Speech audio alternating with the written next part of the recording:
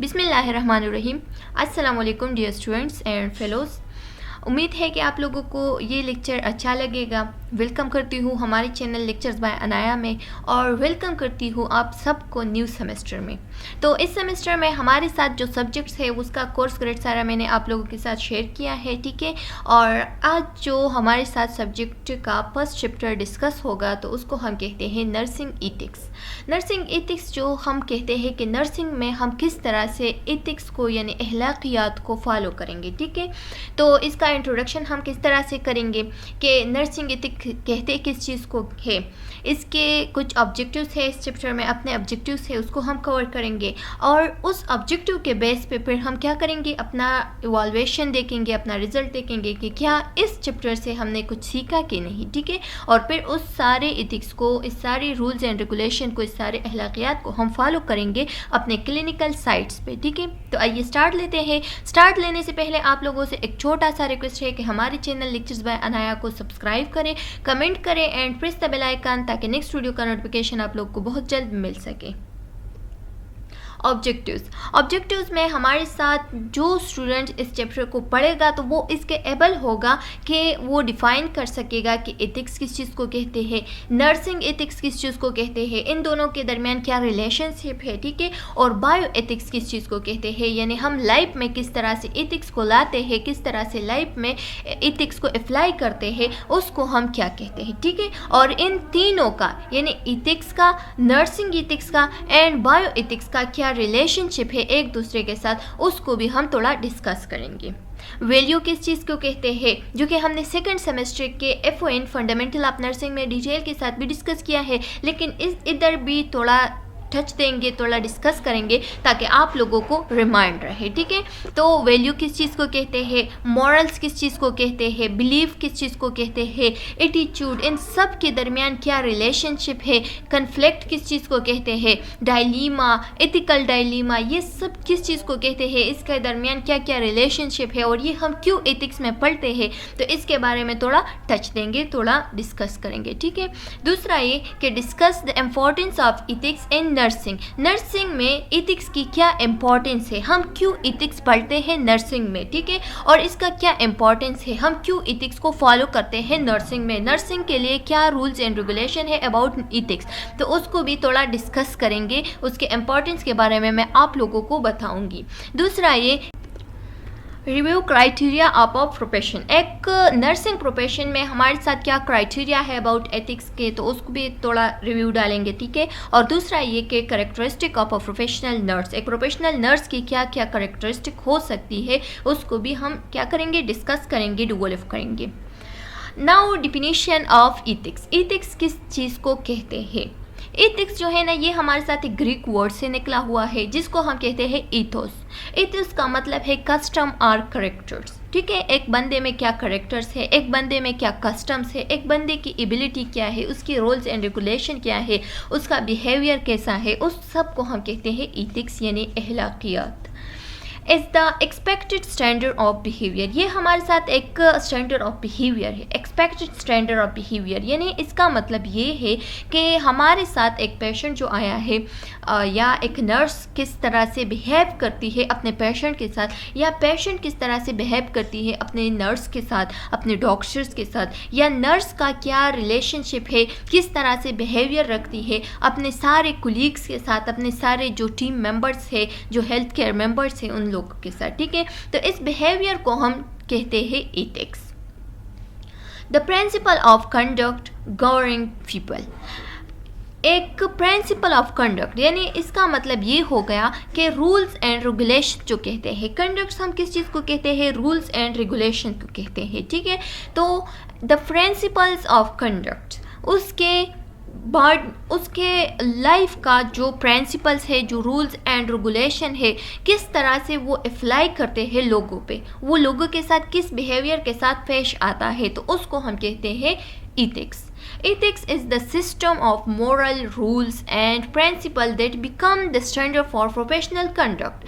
Ethics हमारे साथ एक ऐसा सिस्टम होता है जिसमें हमारे साथ सारे रूल्स एंड रेगुलेशन इकट्ठे हो जाते हैं और उस सारे की जो नतीजा निकलती है किसी पेशेंट पे, किसी नर्स केयर मेंबर पे क्या असर पड़ता है, आपके लहजे का, आपके बिहेवियर का, इस सारे स्टैंडर्ड को हम क्या कहते हैं, इथिक्स कहते हैं। ठीक है स्टूडेंट्स, आप लोगों को दोबारा से बता रही हूँ कि इथिक्स जो हमारे बिहेवियर होते हैं उसको हम कहते हैं इथिक्स। ठीक है, बायो एथिक्स किस चीज़ को कहते हैं? बायो एथिक्स उस एथिक्स को कहते हैं जब हम किसी के लाइफ पे एथिक्स अप्लाई करें। जैसे कि हमारे साथ एक पेशेंट आया है, उसका एबॉर्शन हो गया है। एबॉर्शन का मतलब क्या है, यानी जो फीटस है या जो बच्चा है वो क्या हो गया है, उसकी प्रेगनेंसी जो है ना वो ख़राब हो गई है, तो उसको हम कहते हैं एबॉर्शन। तो उसके लिए अब हम कैसा बिहेवियर पेश करते हैं, उसके साथ हम किस तरह से पेश आते हैं, किस बिहेवियर के साथ पेश आते हैं, उसको हम कहते हैं बायो एथिक्स। ठीक है, या फॉर एग्ज़ाम्पल कोई पेशेंट आया है और वो एबॉर्शन करना चाहता है, क्या करनी चाहती है सॉरी, तो अगर वो पेशेंट एबॉर्शन करनी चाहती है तो उसके लिए हम क्या एथिक्स अप्लाई करेंगे उसके लाइफ पे, यानी उसका एबॉर्शन हम करेंगे कि नहीं। ठीक है, यानी उसको ऐसा लाइफ ऑफ इथिक्स प्रोवाइड करेंगे जो कि उसके लिए हेल्पफुल हो कि नहीं। ठीक है, तो उसको हम कहते हैं बायो इथिक्स। दूसरा हमारे साथ है यूथेनेसिया। यूथेनेसिया हम किस चीज़ को कहते हैं, इसको हम मर्सी किलिंग भी कह सकते हैं। मर्सी किलिंग का क्या मतलब है, यानी हमारे साथ एक पेशेंट आया है, ठीक है, और वो इतना क्रिटिकल कंडीशन है, जैसे कि हम एग्जांपल ले लेते हैं कैंसर के पेशेंट का। कैंसर पेशेंट है या एड्स का पेशेंट है, उसके लिए हम क्या करते हैं, फॉर एग्जांपल जो एड्स का पेशेंट है या कैंसर का पेशेंट है, तो उसका जो मतलब जो उसका बॉडी है या जो उसका अभी जो पेशेंट प्रेजेंट है उसका कंडीशन ऐसा है कि वो अपने लाइफ से बहुत तंग आ गया है। वो इस मैंने बेड पे रखा हुआ है, बेड पे सारा दिन सारी रात बेड पे होता है, उसका कंडीशन बहुत क्रिटिकल है, बहुत सीरियस कंडीशन है, और वो इस बेड से उठना चाहता है या वो अब अपने कंडीशन से इतना तंग आ गया है कि वो मरना चाहता है। ठीक है, और हम क्या करें, हम जो मर्सी किलिंग है वो प्रोवाइड करें, यानी पॉइजन दे दे और उसको उसका जान छुड़ा दे इस कंडीशन से। तो उस कंडीशन को हम क्या कहते हैं, मर्सी किलिंग कहते हैं।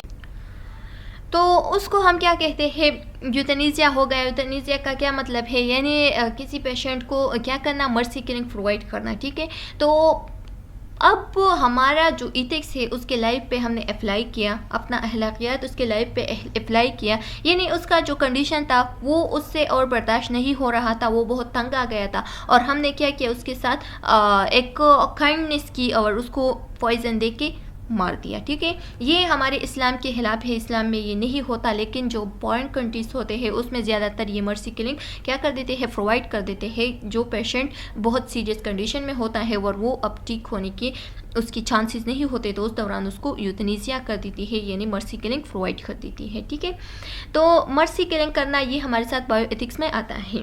नर्सिंग एथिक्स, अब बायो एथिक्स की हमने बात की, अब नर्सिंग एथिक्स क्या है। नर्सिंग एथिक्स हम किस चीज़ को रेफर करते हैं, refer to ethical issues involved in nursing practice.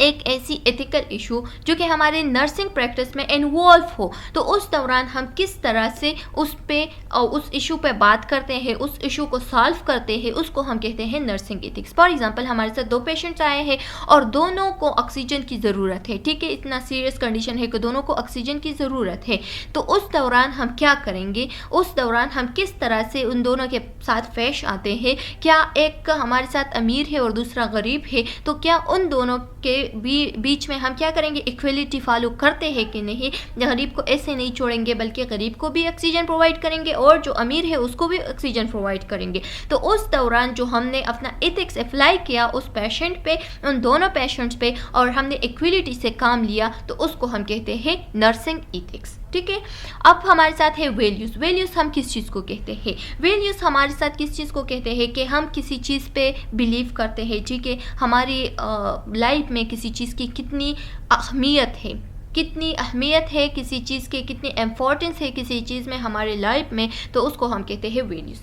Believe are attitude about the worth of person, ये किसी पर्सन के अगेंस्ट भी हो सकता है, यानी किसी पर्सन के लिए भी हम वैल्यू रख सकते हैं कि ये हमारी लाइफ में बहुत ज़्यादा वैल्यू रखता है ये पर्सन, ठीक है।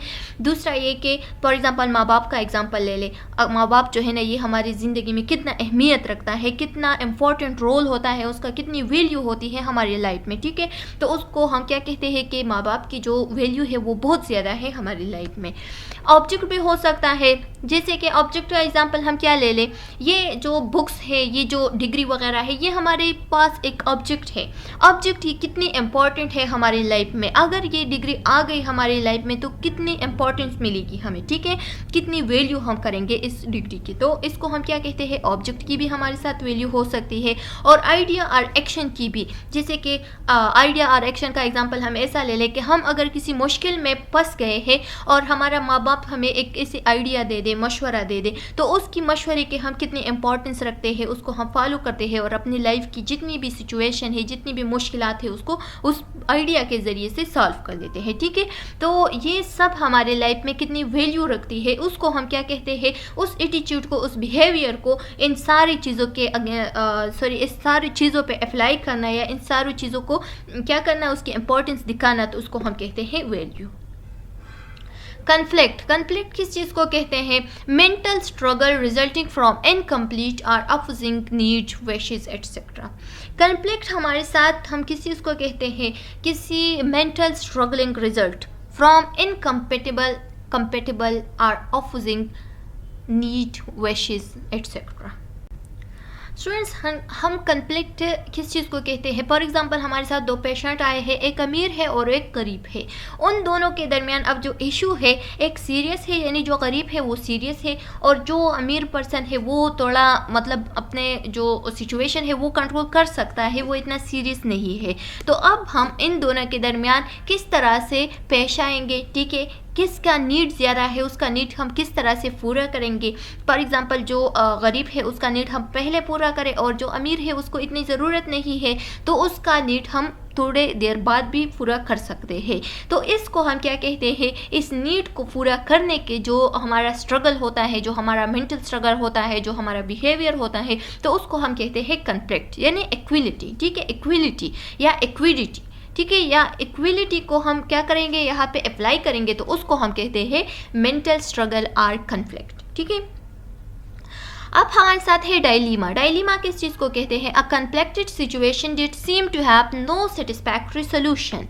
डिलीमा को हम इस तरह से डिफाइन करते हैं कि फॉर एग्जांपल हमारे साथ क्या है, एक कन्फ्लिक्टेड सिचुएशन है, एक ऐसा सिचुएशन आया है जो कि दोनों पेशेंट को क्या करना है, ऑक्सीजन प्रोवाइड करना है, दोनों को ऑक्सीजन की नीडेड है, ठीक है, दोनों ऑक्सीजन नीडेड है, दोनों को ऑक्सीजन प्रोवाइड करना है, और उस दौरान हम नो सेटिस्फैक्टरी सिचुएशन, यानी वहाँ पे हम सेटिस्फैक्टरी सिचुएशन नहीं दे के, यानी हम सेटिस्फाई ना हो जाए, तो उसको हम कहते हैं डिलीमा। यानी ऐसा सिचुएशन जो कि बहुत क्रिटिकल सिचुएशन हो, उस दौरान हम क्या सोचते हैं, उस क्रिटिकल थिंकिंग को, उस क्रिटिकल कंडीशन को सॉल्व करना, उस दौरान हम क्या बिहेवियर अप्लाई करते हैं पेशेंट्स पे, तो उसको हम कहते हैं डायलीमा और डिलीमा, ठीक है। एथिकल डायलीमा और एथिकल डिलीमा किस चीज़ को कहते हैं, is a complex situation that often involve in apparent mental conflict between moral claims in which to obey one would result in transgressing another one। Transgressing का क्या मतलब है, यानी तजावुज़ करना। हम किसी दो पेशेंट के दरमियान जो सिचुएशन है उसको सॉल्व करने की कोशिश करते हैं, और एक ऐसा सिचुएशन है जिसमें हम क्या करें, दोनों पेशेंट को राज़ी करें, दोनों पेशेंट के दरमियान एक ऐसा एथिकल सलूशन निकाले जो कि हमारे साथ दोनों पेशेंट जो है ना वो उस रिज़ल्ट से खुश हो, उस रिज़ल्ट को मतलब तजावुज़ उस पर करे, या दोनों जो है ना वो एक दूसरे के जो मॉरल्स होते हैं या दोनों के जो बिहेवियर है उन दोनों से खुश हो जाए, तो उसको हम क्या कहते हैं, एथिकल डायलीमा कह सकते हैं, ठीक है। फॉर एग्जांपल हमारे साथ दो पेशेंट आए हैं, एक को ज़्यादा ऑक्सीजन नीड है और एक को कम ऑक्सीजन नीड है, तो उस दौरान हम क्या करते हैं, जिसको ज़्यादा ऑक्सीजन नीड है उसको, और दोनों जो है ना एक क्या है, एक बहुत ज़्यादा तेज़ है, मतलब जो हम क्या कहते हैं कि झगड़ाऊ सा है, बहुत ज़्यादा झगड़े करते हैं, ठीक है, और वो कहता है कि नहीं पहले मुझे ऑक्सीजन लगेगा, तो हम क्या करते हैं उस दौरान हम उसके साथ इस तरह से पेश आते हैं कि उसको समझाते हैं कि इस बंदे को ज़्यादा ज़रूरत है, ठीक है, और आपको कम ज़रूरत है, तो इसको ऑक्सीजन पहले हम लगाएंगे, बाद में फिर आपको लगाएंगे। तो उसको इस दौरान हम उस सिचुएशन को सॉल्व करते हैं और दोनों को राज़ी कर देते हैं इस प्रोसेस से, इस एथिक्स पे, तो उसको हम कहते हैं एथिकल डायलेमा, ठीक है। मोरल हम अखलाकियात को कहते हैं। Is a personal conviction that something is absolutely right or wrong and good or bad in all the situation। क्या करते हैं, हमारे बॉडी का जो अपना ओपिनियन होता है, हमारे बॉडी का हमारे मतलब एक सिचुएशन को हम किस तरह से हैंडल करते हैं, हम किस चीज़ को राइट कहते हैं, किस चीज़ को बैड कहते हैं। जो हमारे साथ राइट होता है तो उसको हम राइट कहते हैं, जो हमारे साथ रॉन्ग होता है तो उसको हम रॉन्ग कहते हैं, जो गुड होता है तो उसको हम गुड कहते हैं और जो बैड होता है उसको हम बैड कहते हैं। या इसी तरह से किसी और का आइडिया जो कि बैड को गुड कहना या रॉन्ग को राइट कहना, ठीक है, तो उसको हम क्या कहते हैं, उसको हम अखलाकियात कहते हैं, उसको हम मोरल कहते हैं। किसी सिचुएशन में हम किस तरह से उस सिचुएशन को हैंडल करते हैं, किस तरह से हमारा बिहेवियर होता है उस सिचुएशन के मतलब इस सिचुएशन के दौरान, तो उसको हम क्या कहते हैं, मोरल कहते हैं या अखलाकियात कहते हैं।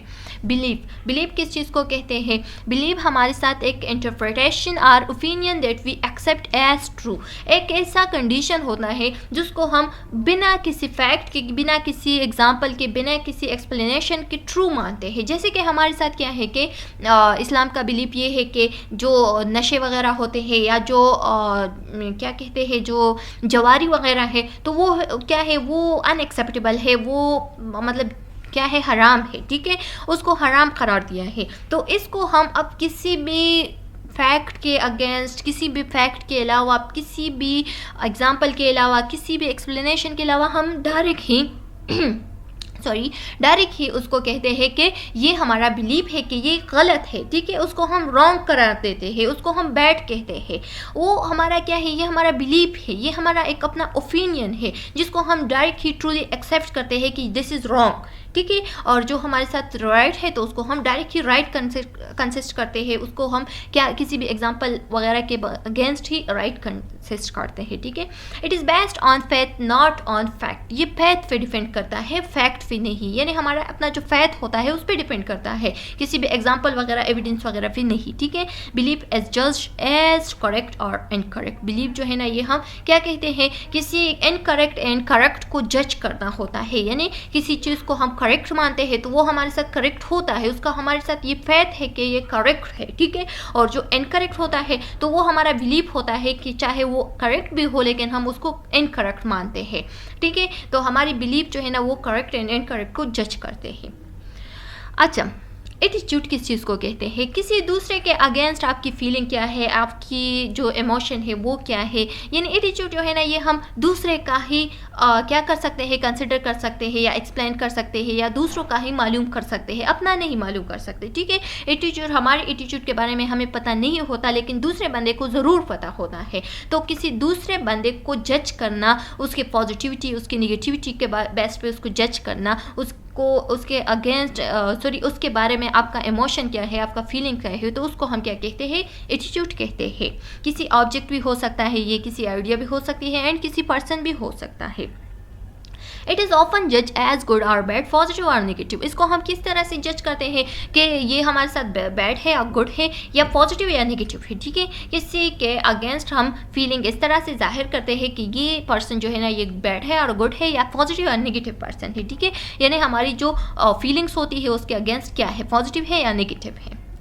Importance of ethics in nursing, अब इथिक्स की क्या इम्पॉर्टेंस है हमारे नर्सिंग प्रोफेशन में, ठीक है। तो नर्सिंग प्रोफेशन में इथिक्स की क्या इंपॉर्टेंट है, ethics provide a framework of reference for decision making and action to be taken in a complex situation. यहाँ पे बताया गया है कि जो इथिक्स होते हैं ये हमारे साथ एक फ्रेमवर्क प्रोवाइड करता है, ये एक बैकबोन है किस चीज़ का, एक कम्प्लेक्स सिचुएशन को सॉल्व करने का, एक डिसीजन मेक करने का हमारे साथ एक बैकबोन है क्या, इथिक्स। ठीक है। आप लोगों ने रिमेंबर रखना है कि इथिक्स को पहले फॉलो करना चाहिए, चाहे वो रूल्स रेगुलेशन हो, चाहे वो किसी के दरमियान रिलेशनशिप हो, उसके अगेंस्ट आपका इथिक्स क्या है, उसके अगेंस्ट आपका बिहेवियर क्या है, तो उसको आपने क्या करना है, फॉलो करना है पहले। यानी इथिक्स मोर इम्पॉर्टेंट है किस चीज़ में, नर्सिंग प्रोफेशन में, ठीक है।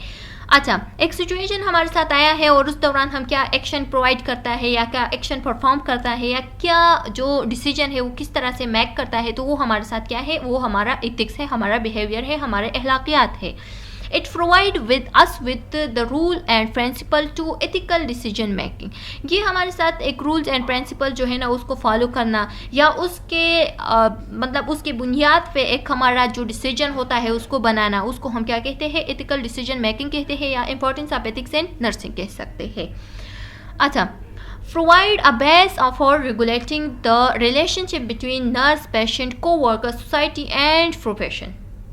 स्टूडेंट्स, आप लोगों का क्या, या आप जब टीम मेंबर बन जाए या जब आप क्लिनिकल पे जाते हैं तो उस दौरान आपका क्या रिलेशनशिप बनता है किसी नर्स के साथ, किसी पेशेंट के साथ, किसी कोवर्कर के साथ या किसी सोसाइटी एंड प्रोफेशन के साथ, ठीक है। तो उस रिलेशनशिप को हम किस तरह से जज करते हैं, किस तरह से उसके साथ अखलाकियात के साथ पेश आते हैं, उसके साथ कैसा बिहेवियर होता है हमारे साथ हमारा, तो उसको हम क्या कहते हैं, उसको हम इस बिहेवियर को हम एथिक्स नाम प्रोवाइड कर देते हैं। एग्जाम्पल हमारे साथ डायलीमिया हो गया, डायलीमिया हमने डिस्कस किया कि किस चीज़ को कहते हैं, एबॉर्शन हो गया, एबॉर्शन के दौरान हम किस तरह से फीलिंग को जाहिर करते हैं, और दूसरा ये कि यूथनीजिया हो गया, यूथनीजिया यानी मर्सी किलिंग हो गया, ठीक है। It give a standard two of practice and profession, ये हमारे साथ एक स्टैंडर्ड्स प्रोवाइड करता है किस चीज़ का, प्रैक्टिस एंड प्रोफेशन का। Importance of ethics and nursing continue है कि ethics and nursing promote the sense of fundamental responsibility of nursing care as to promote health, to restore health, to prevent illness and to alleviate।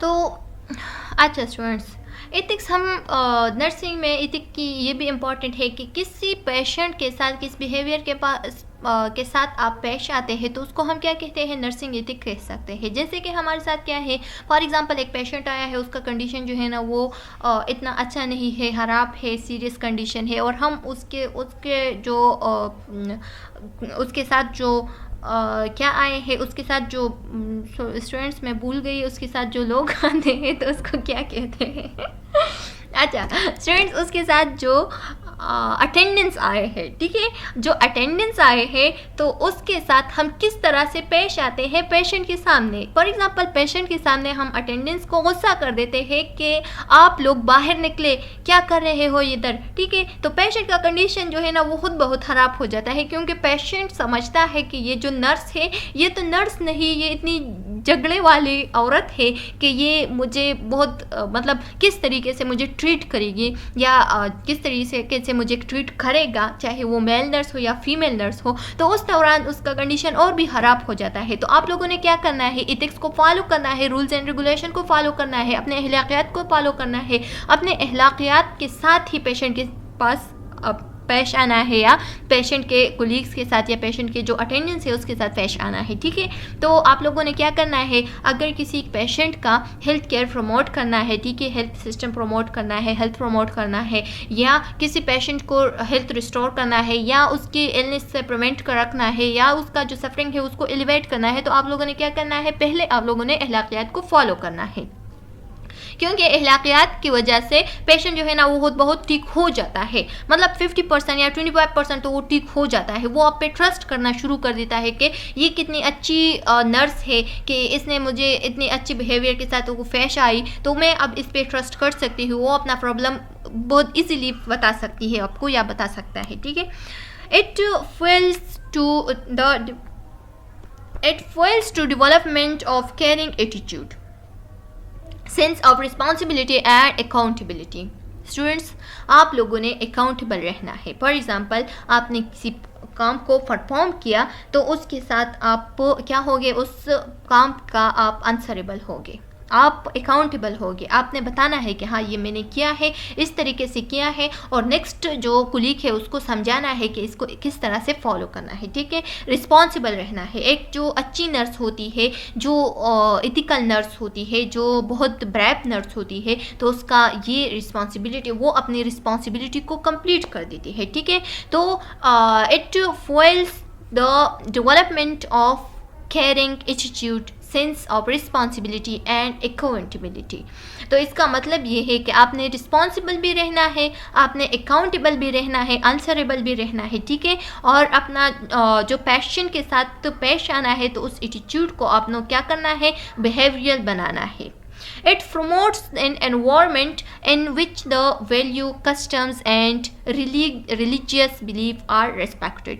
आपने अपने अखलाक के साथ पेश आना है, और किसी भी पेशेंट का जो रिलीजियस है, जो कस्टम्स वैल्यूज़ है, उसका आपने क्या करना है, उसको अपने इज़्ज़त देना है, रिस्पेक्ट देना है, रिस्पेक्ट के साथ उसके रिलीजियस के पास भी पेश आना है। जैसे कि फॉर एग्जांपल हमारे साथ एक पेशेंट है और वो किसी मेडिसिन को लेती है, तो पहले वो कहती है कि मैं ये मेडिसिन खा लेती हूँ तो ये मेरा बिलीफ है कि क्या है, ये मेरे लिए अच्छी होगी, या वो किसी भी बिलीफ को फॉलो करती है, जैसे कि दम हो गया या कोई तावीज़ वगैरह हो गया, तो वो उसका बिलीव ये है कि वो इस मेडिसिन से इतना ठीक नहीं होगा जितना वो तावीज़ से ठीक हो जाता है, ठीक है। तो उसका बिलीव आपने क्या करना है, उसको रिस्पेक्ट देना है, उसको कहो कि हाँ ये फॉलो करो, शायद आप इससे ठीक हो जाओ, ठीक है। तो आपने क्या करना है, उसका बिलीव जो है उसको उसको डिसअपॉइंट नहीं करना है, बल्कि उसे कहना है कि हाँ आप फॉलो कर सकती हो, आप फॉलो करो इसको, ठीक है।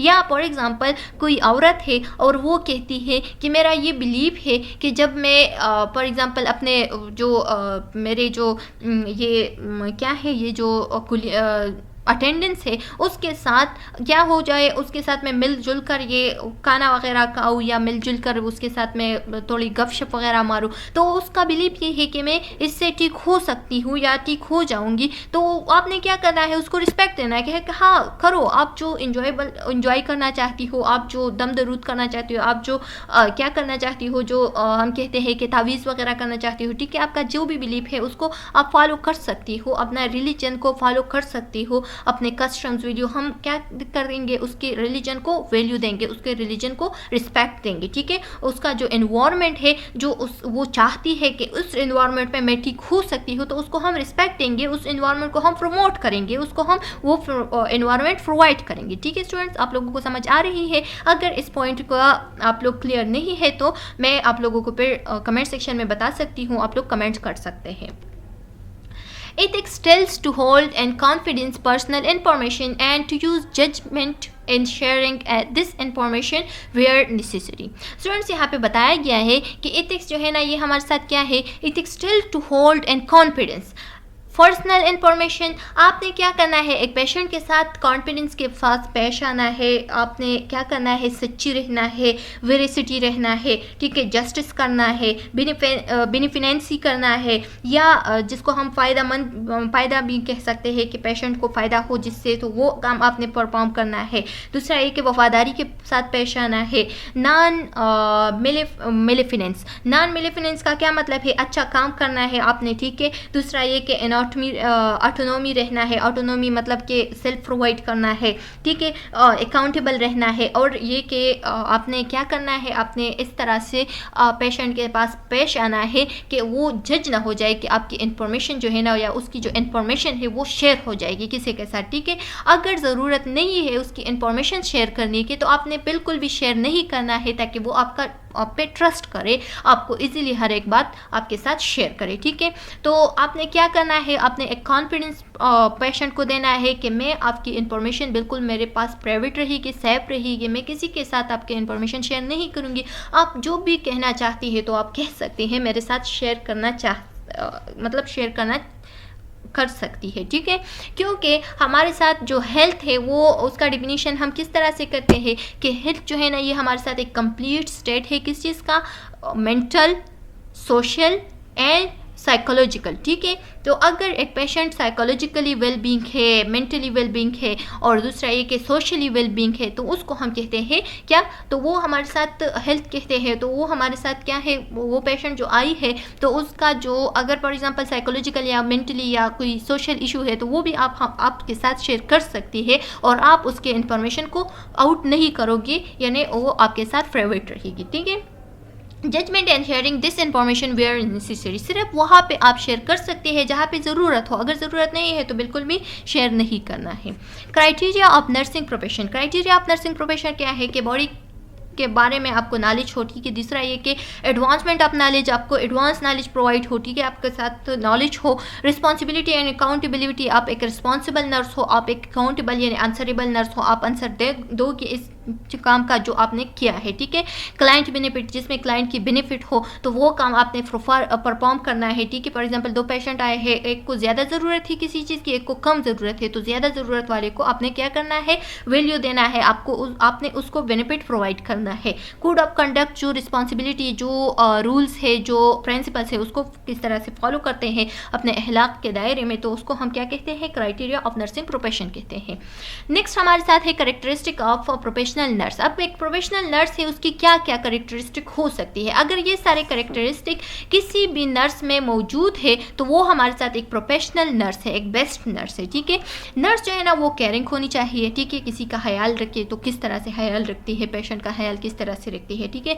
दूसरा है कि हॉनेस्ट, सच्ची, ठीक है, वफादार, फेथफुल, वफादार, पेशेंट के साथ किस तरह से पेश आना। सॉरी, ये जो पेशेंट यहाँ पे लिखा गया है तो इसका मतलब ये वो वाला पेशेंट नहीं है जो हमारे साथ क्लाइंट आता है, इसका मतलब है सब्र, ठीक है, आप में कितना सब्र है, ठीक है। दूसरा ये कि गुड लिसनर, अपने पेशेंट की बात अच्छी तरीके से लिसन करना।